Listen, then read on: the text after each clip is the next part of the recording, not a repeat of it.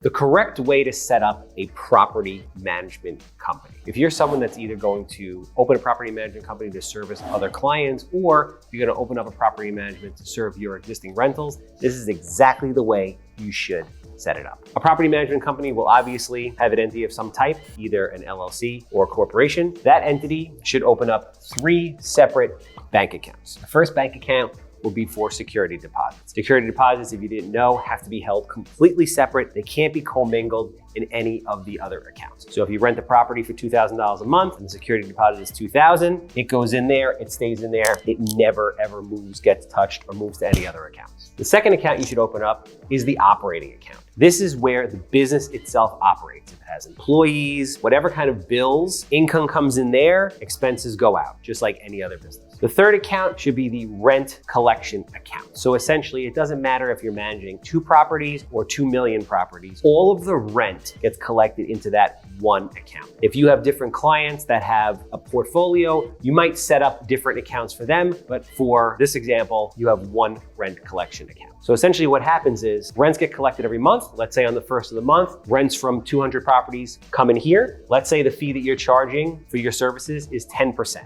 Money comes in here on a certain day of every month, and it should be the same exact day every month. So you'll set up and you'll say on the 15th of the month or the 20th of the month or whatever it is, all the money is gonna move from account to account as I'm gonna explain it to you. I don't recommend you do it in the first week or the second week. It should be somewhere between the 15th and the 20th. This way you have adequate time to collect rents, for checks to clear, and so on and so forth. Let's say on the 15th of every month, the rent had come in from the 1st to the 15th, it's sitting in this account. Now what happens is you're gonna deduct your fee. Let's say it's 10%. So 10% of gross collected rents comes over as income into the operating account for the business. The remaining funds go into the property owner's LLC. So the property owner has a bank account for 123 Main Street. It's 123 Main Street LLC. It might be in the bank that you operate out of. It might be in a different bank, but essentially the rent that comes in minus the fee will go right into that account. And then the property owner during the course of the month, or ideally on that day or somewhere in that window, should be paying their bank or lender if they have a mortgage on the property. Now, a couple things that are important for you guys to understand and for you to consider when you're putting this together. Again, the funds should move on the same day every month. You should set it up automated so it always moves. Basically, money's coming in here, same day every month,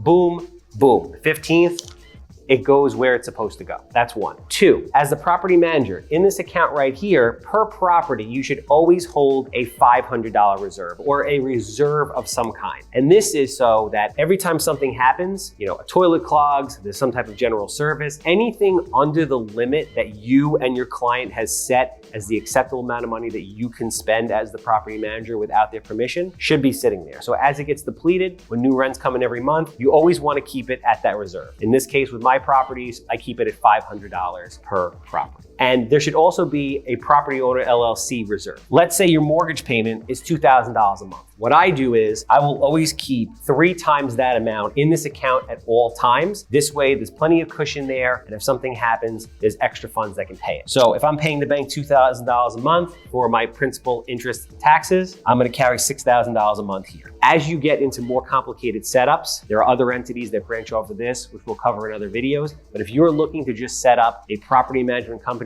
to service your existing portfolio or to service someone else's portfolio, this is exactly the way you do it. If you like this video, leave a comment, like, subscribe. We appreciate you.